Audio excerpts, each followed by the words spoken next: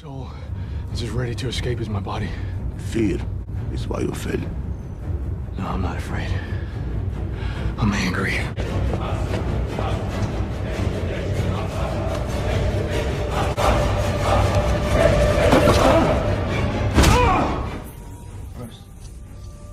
Why do we fall? You do not fear death. You think this makes you strong. It makes you weak without the most powerful impulse of the spirit. The fear of death. I fear dying in here while my city burns. There's no one there to save it. Then make the climb. What does that mean? Rise. No.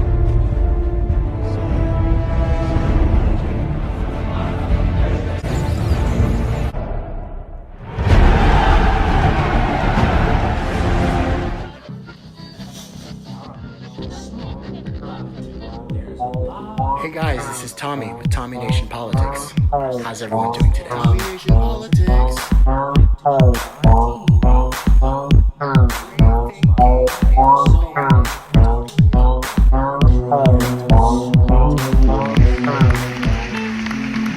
The son-in-law of John Adams, Thomas Jefferson, used the phrase Tree of Liberty in a 1787 letter to William Stephen Smith.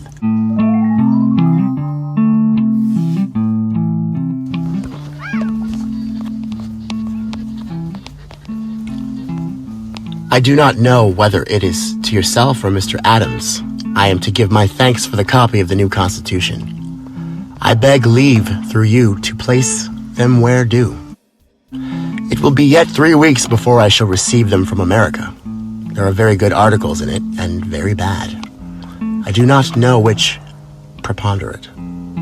What we have lately read in the history of Holland, in the chapter on the Stadtholder, would have sufficed to set me against a chief magistrate eligible for a long duration if I'd ever been disposed towards one. And what we have always read of the elections of Polish kings should have forever excluded the idea of one continuable for life. Wonderful is the effect of impudent and persevering lying. The British ministry have so long hired their gazetteers and repeat and model into every form lies about our being in anarchy. The world has at length believed them. English nation has believed them. The ministers themselves have come to believe them. And what is more wonderful? We have believed them ourselves. Yet, where does this anarchy exist? Where did it ever exist except in the single instance of Massachusets? And can history produce an instance of rebellion so honorably conducted?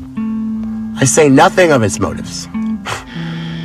They were founded in ignorance, not wickedness. God forbid we should ever be 20 years without such a rebellion. The people cannot be all and always well informed. The part which is wrong will be discontented in proportion to the importance of the facts they misconceive. If they remain quiet under such misconceptions, it is lethargy, the forerunner of death to the public liberty. We have had 13 states independent, 11 years. There has been one rebellion. That comes to one rebellion in a century and a half for each state. What country before ever existed a century and half without rebellion? And what country can persevere its liberties if their rulers are not warned from time to time that their people preserve the spirit of resistance? Let them take arms. The remedy is to set them right as to facts, pardon and to pacify them. What signify few lives lost in a century or two? The tree of liberty must be refreshed from time to time with the blood of patriots and tyrants. It is its natural manure. Our convention has been too much impressed by the insurrection of Massachusetts. And in the spur of the moment, they are setting up a kite to keep the hen yard in order. I hope in God this article will be rectified before the new Constitution is accepted. Don't worry. Nothing is going to fundamentally change when I'm president. That's right. Neither you, Simon Peter, nor Judas, nor the Romans, nor the 12, Nor the priests, nor the scribes, nor the Pharisees can understand what helps. Understand what power is. Understand what glory is. Understand at all. We have been spattered with innocent blood. We have been dragged through the slime and the mud. We have been spattered with innocent blood. We have been dragged through the slime and the mud.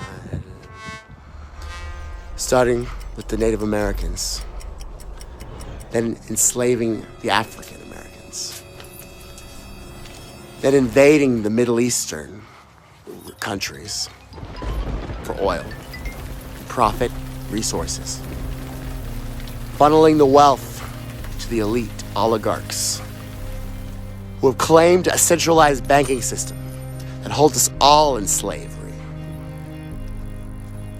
Did we do this on purpose or merely for convenience? Is a centralized bank so fun, isn't it? I mean, I give them pesos and then they give me dollars. But what's the catch?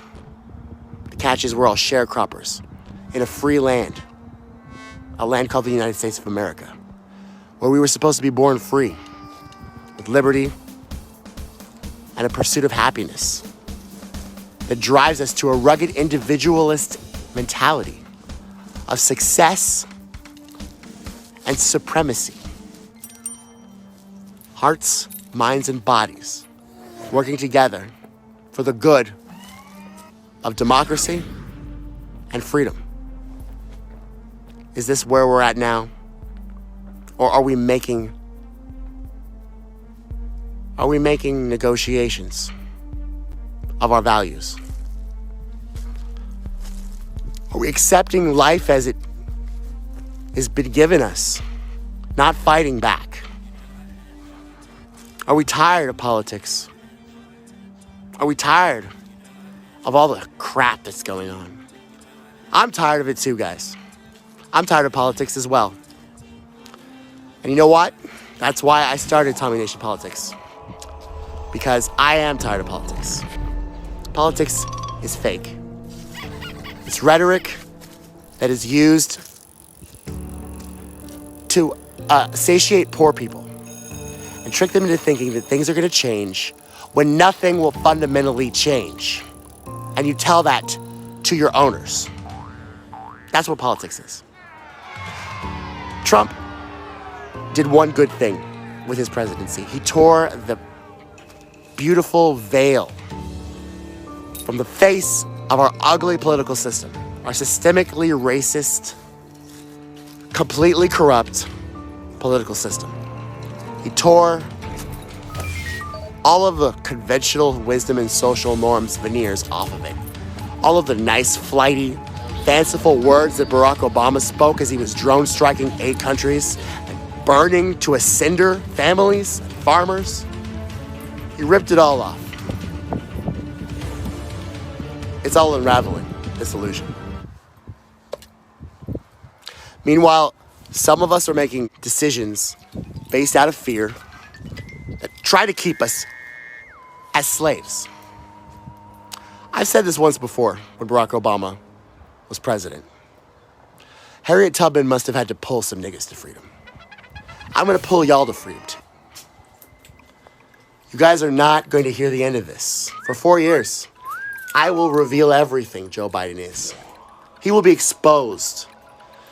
Now, the mainstream media doesn't think so. The mainstream media spent 4 years, first of all, questioning the election of Donald Trump, wondering if it was the Russian interference and Putin and the Kremlin. Then they whipped together with the CIA and the spooks of the unelected deep state a phony Russiagate scandal and a dossier called the Steele dossier where they claimed that Trump was being peed on by Russian hookers. Did anyone see this tape? No. Is the tape real? No. Was it all lies? Yes. They say Trump lies. But they lie. Constantly. They were so desperate to get him out. Why? Why were they so desperate to get Trump out? Isn't he a good old boy? Isn't he an oligarch? That's what I thought. Then he started talking about the military-industrial complex and how they won't let him get out of Syria. Then they lied about the gas attacks was Assad, saying Assad gassed his own people, when clearly we were the ones that did it. We did it. Big surprise, right? We also, without the president's permission, funneled food trucks. We packed food trucks full of arms, weapons. The CIA did this and tried to push them through Venezuela to do a coup so they could appoint a president that was unelected by anyone in Venezuela. It almost worked, except for the fact that nobody in Venezuela recognized him as the president. And he was out his ass. And he was like, hey, I'm the president. No, we don't know who the fuck you are. Yeah, that's right, guys. It's all unraveling. Nobody's buying our bullshit anymore, except for a few of us. They're called partisans. Now, you must be at brunch, liberal partisans, thinking that Joe Biden is now going to restore democracy and give us great standing in the world as it once was with Barack Obama's expansion of the war, drone striking programs. I mean, I already heard today, The View. Everybody's so happy that his head of the Homeland Security and his Secretary of Defense is going to be a woman. Oh my God, now women are going to be able to drone strike 8 different countries and burn families alive. Oh my God, that's diversity, isn't it? I just can't get past the fact that you guys don't give a shit about families dying, people in slavery in Gaza, our own countrymen starving as they slip into poverty. All you give a shit about is identity politics and the fact that Joe Biden's gonna now let women bomb the Middle East. I mean, it's so funny because I guess my eyes are open. And the mainstream media isn't even pretending anymore that we're doing all of these things. They're literally saying we are. It's just going to be done by women now, and gays, and black people. We're going to have a diverse cabinet of murderers and psychopaths. It's going to be so great. And I'm listening to them, and I'm like, wow, you guys are psychos. Get out of the fucking Middle East. We have no business being there. But you guys hear the same shit, and you say to yourselves, oh my God, girl power. We're going to bomb the Middle East with women now. Like, wow. Well, I got news for you guys. I'm not a Republican. I'm not going to be, just because I think the election was rigged, because it was. They've been rigging the election for 4 years with the things I just listed. The phony Russiagate scandal, the dossier, funneled billions of dollars in TV ads. They've made alliances with oligarchs and elitists all over the world to get Donald Trump out of office. That I don't even know why, honestly. What, I mean, was it worth it? For control, maybe. But I will say this. The Republicans now don't want to vote in elections because they think they're rigged. They won't vote in the runoff elections in Georgia.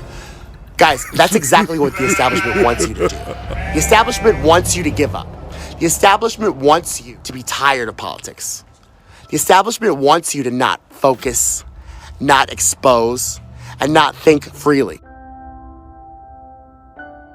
When you're not doing that, they have all the power.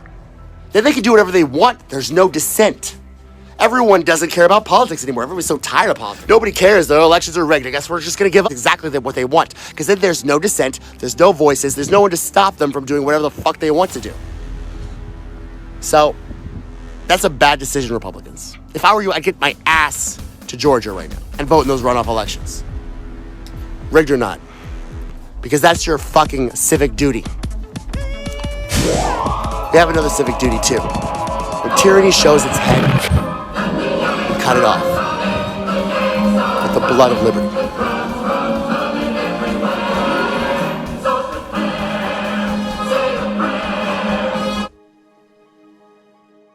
The tree of liberty must be watered with the blood of tyrants. I have been spattered with innocent blood. I have been dragged through the slime and the mud. But I will not be I will not be.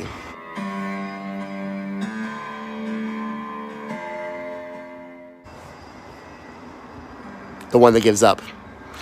I will be the one that declares war on you. War is coming. Establishment, you might think that you won. We got Bernie Sanders to genuflect to a corporatist neoliberal warmonger. You might have thought you won when you had all of the black people in South Carolina literally put their Uncle Tom hats on and give Joe Biden the last place guy in the primaries, the nomination of Democratic Party.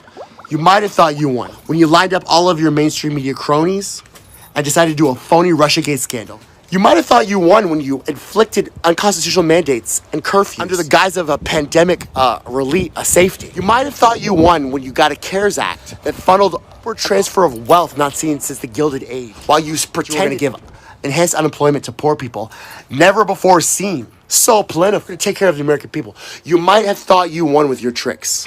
Makes you weak. But I have declared war on you. How can you move faster than The war is here. fight long? And I will not stop. You will go down, establishment. You're going down. You're going down. I'm going to open some eyes, and you can't ban us all from Facebook and Twitter. I'm going to make more of me. Me, me, me, me.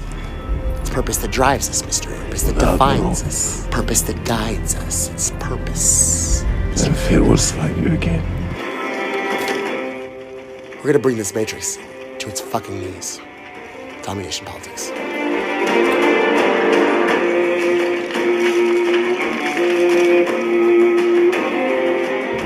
I declare war on you.